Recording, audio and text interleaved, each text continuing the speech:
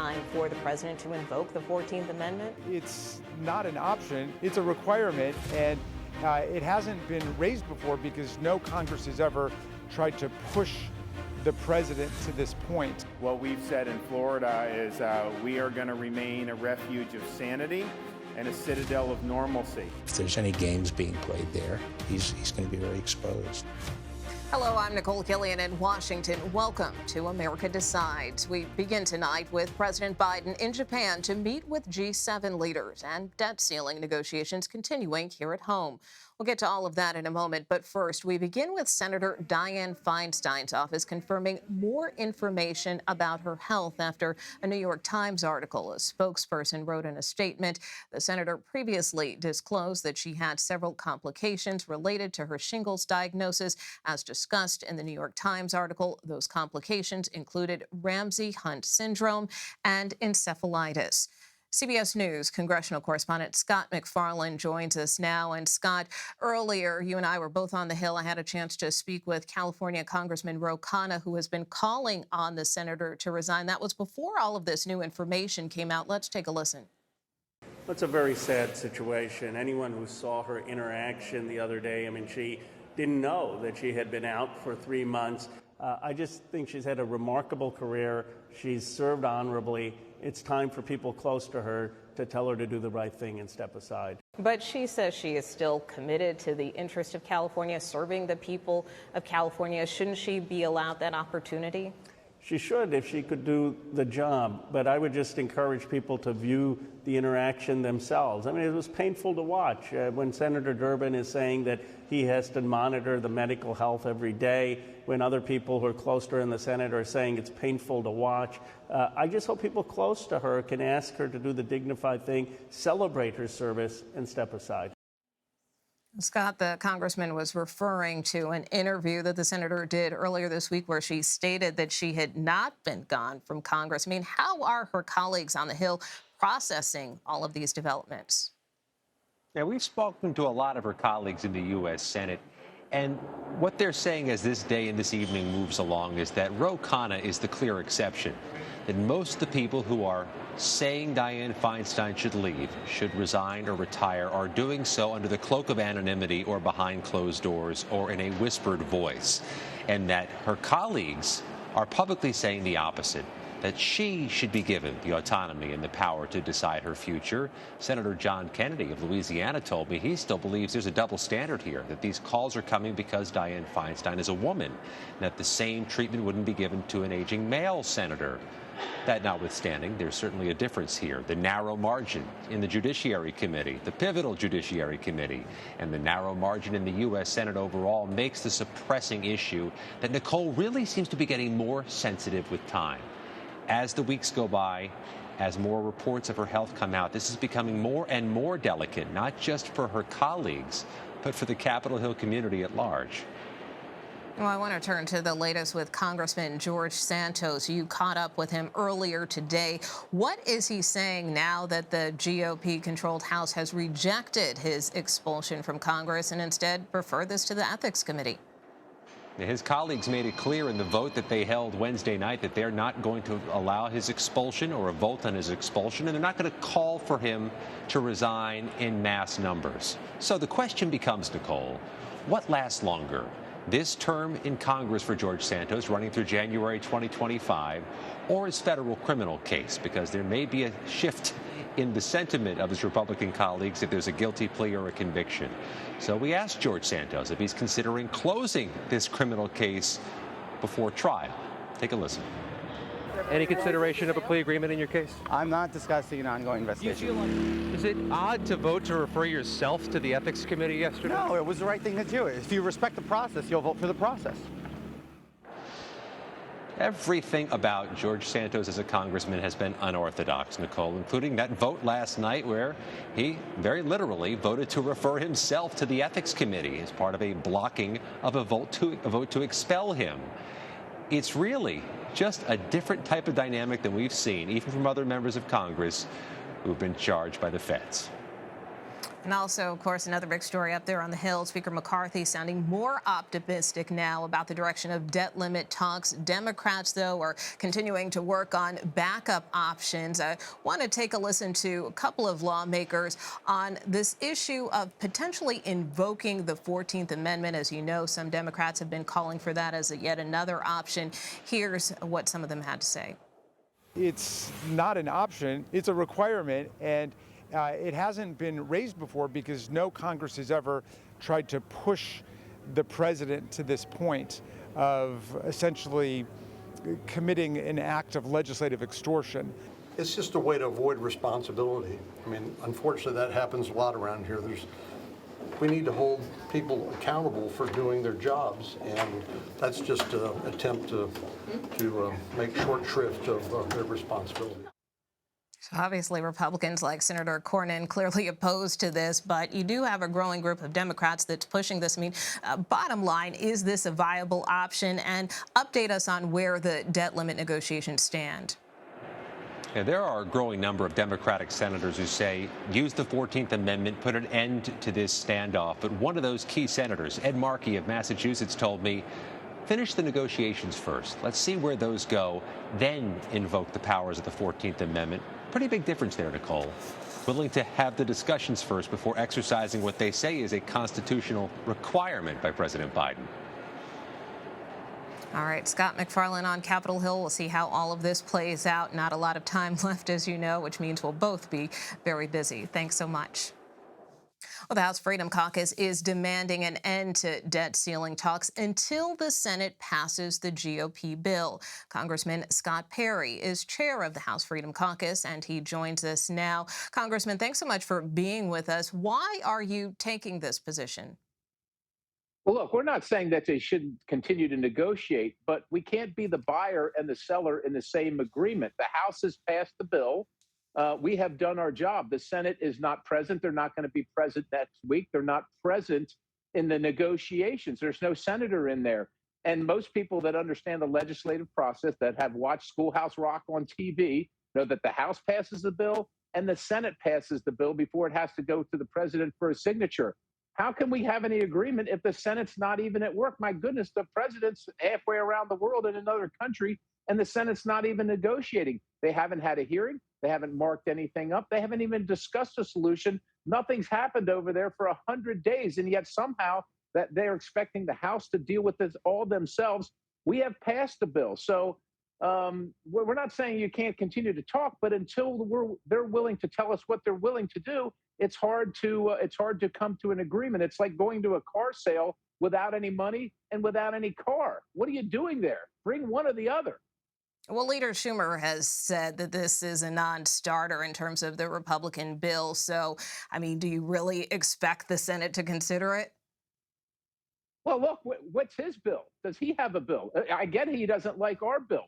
Where is his bill? He can criticize our bill all he wants. But this is what I know, Nicole. We passed it. We passed it with a majority in the House of Representatives. Meanwhile, he doesn't have any bill, number one. And number two, he can't pass what he does want. So while he can spend all day criticizing what we've done, what is he bringing to the table to solve this issue? At the end of the day, though, don't Republicans have to give on something here? I mean, how can you have a compromise in these negotiations if you're pushing a bill that Senate Democrats and the White House are refusing? So we should probably compromise on something, but we don't. But there's nothing to compromise with. They haven't passed anything. Once again, this is a one-sided argument. They're saying what you've done isn't good enough.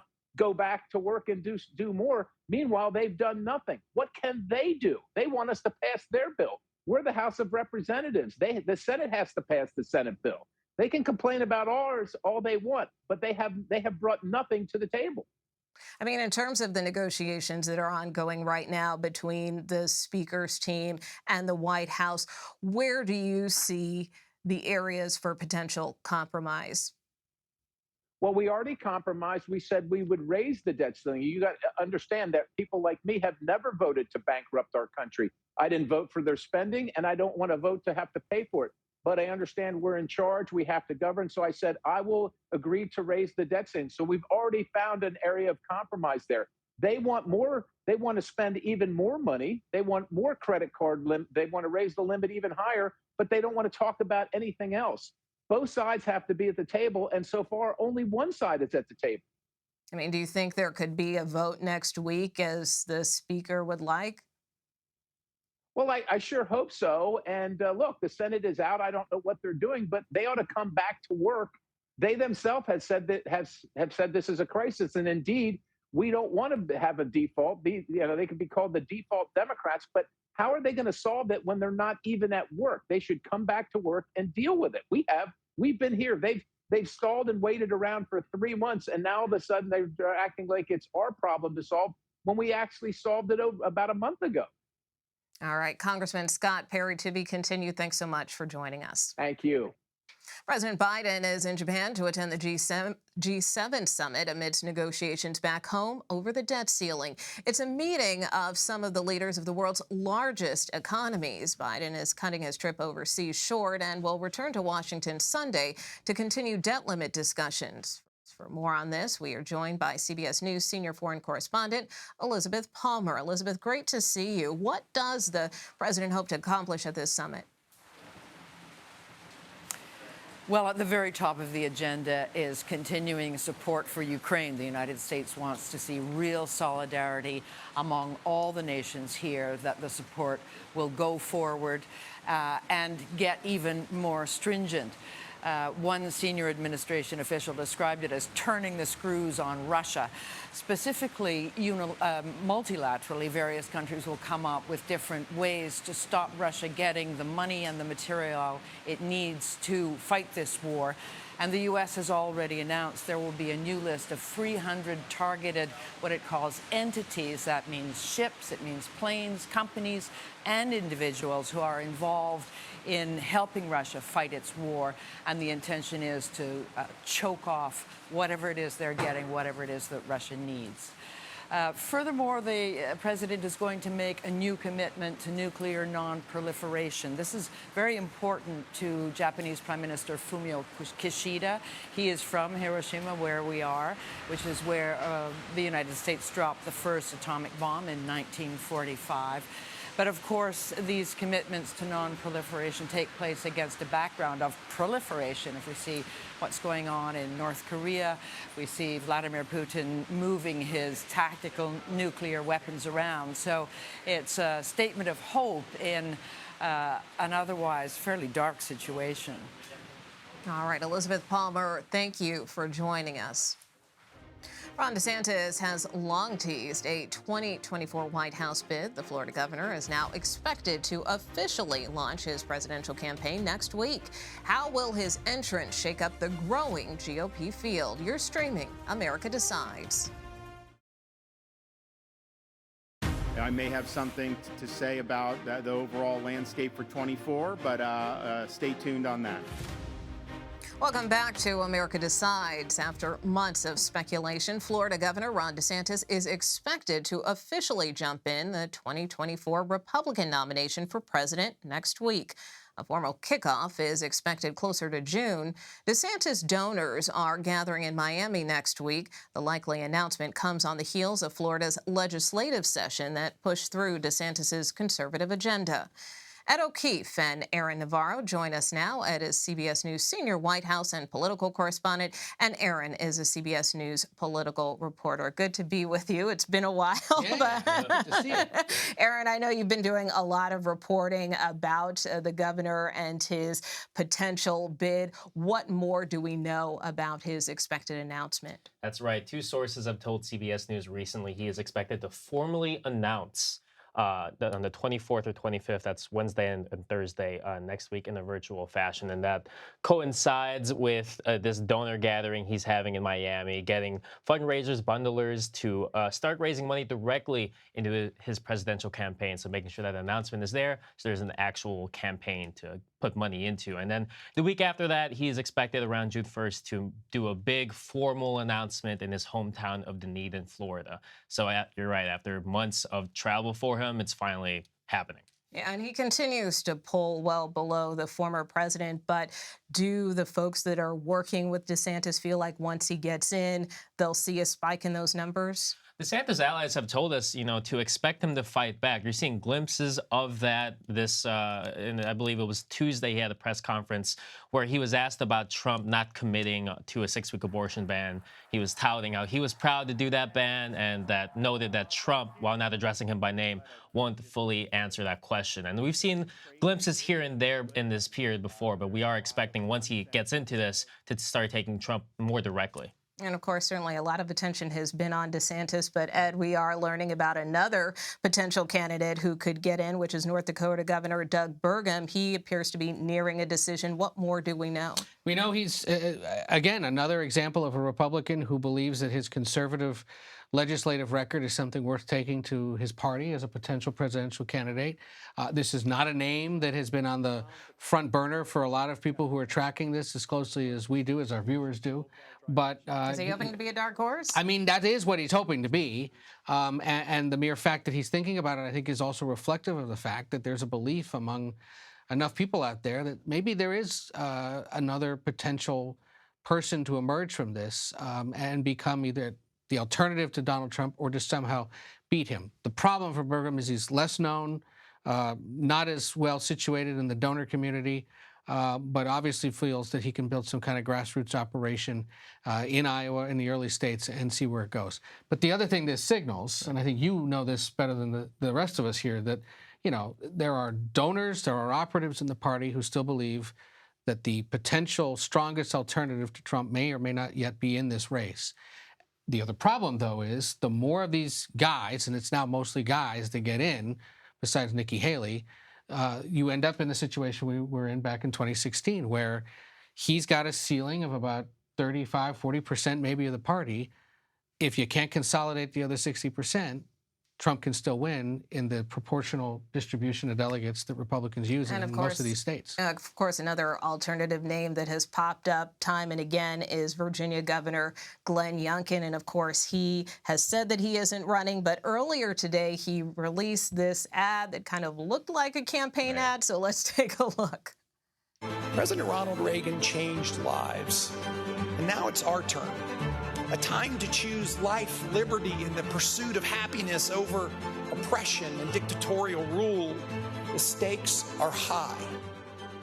So is he having second thoughts about a White House run? Well, this video is interesting because for most of the year when he's asked about 2024, he says he's focused on the legislative elections in Virginia, and yet you have this video touting kind of his vision for the party on a national scale. So if you ask Glenn Youngkin and his team, they say he's focused on the elections this year. But I would note, and just in what Ed said before, the opening that some other candidates may see in between Trump and DeSantis or maybe outside comes after months of DeSantis pretty much campaigning.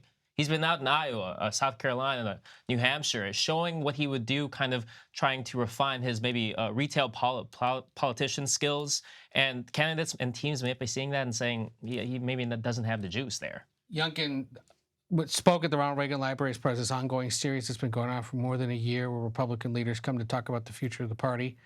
So that's what his team says this was about. But to Aaron's point, there's still some who believe there's an opening for somebody like him.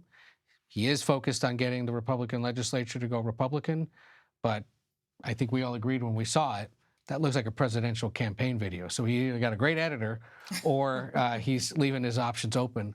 And again, when you still have Mike Pence, Chris Sununu, the governor of North Dakota now, Youngkin and others all still thinking about it, what is it about Ron DeSantis that they're concerned about that they think he can't do it?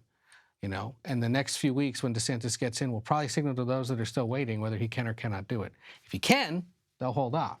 If they think there's vulnerability, they're getting in, and look how many names and faces there will be. Yeah, and then briefly, just 20 seconds here, we're learning more, too, about President Biden's 2024 strategy. How does he plan to run his campaign? They're looking now at 7 states, essentially the 5 or so that determined the 2020 election: Georgia, Arizona, Michigan, Wisconsin, Pennsylvania, primarily Nevada, New Hampshire.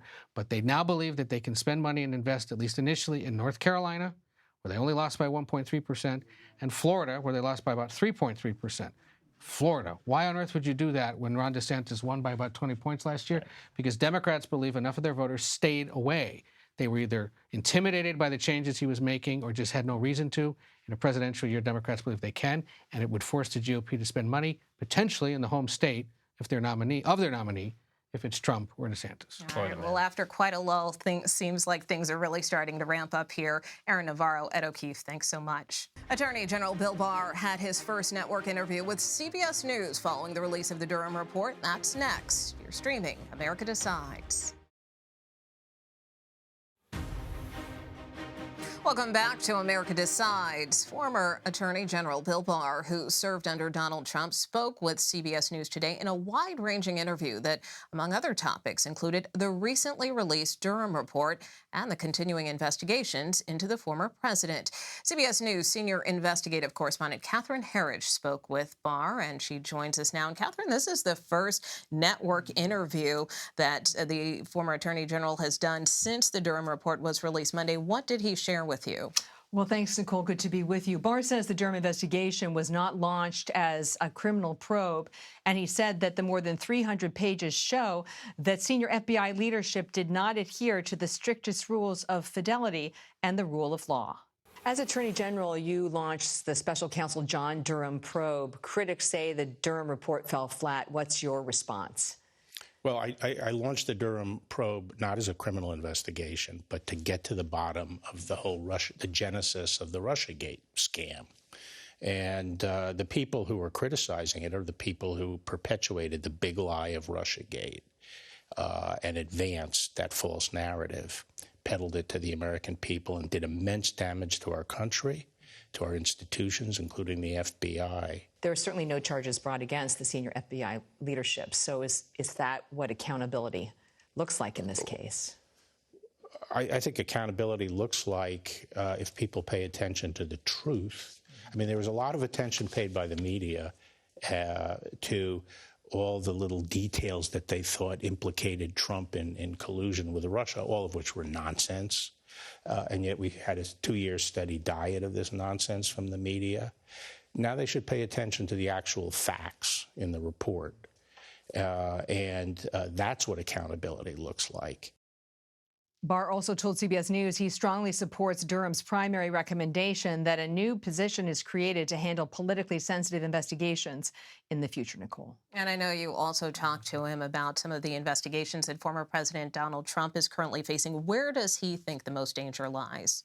Well, of the more than half-dozen investigations, the former Attorney General told CBS News, in his view, there is one that stands out. And he said the former president's comments at that recent CNN town hall may have created more legal exposure. I've said all along that of the cases out there right now, the one I'd be most concerned about if I were the former president is the Mar-a-Lago document case. And why so? Because it doesn't go a lot on intent or anything like that. It's very clear that he had no business having those documents.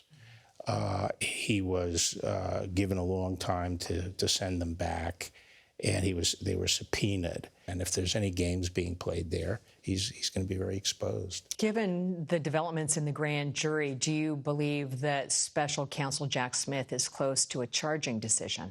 I would think they'd want to do it before the end of the year. It could be later in the summer or in the fall. Would be the earliest I would expect it. And why that timing? Well, because if they're close to a decision, I think the process of, reviewing that and socializing it with the Attorney General and so forth, and buttoning it up would probably take that long. In a recent letter to Congress on the Mar-a-Lago documents, Trump's attorney suggested that the Justice Department should stand down, and his departure from the White House was hastily conducted, with staff simply sweeping documents from his desk into boxes and then moving them to Florida. Nicole. All right. Well, certainly a wide-ranging interview. Catherine Herridge, thanks so much. And that does it for us today. You can stream America Decides Monday to Thursday at 5 p.m. Eastern. You're streaming CBS News.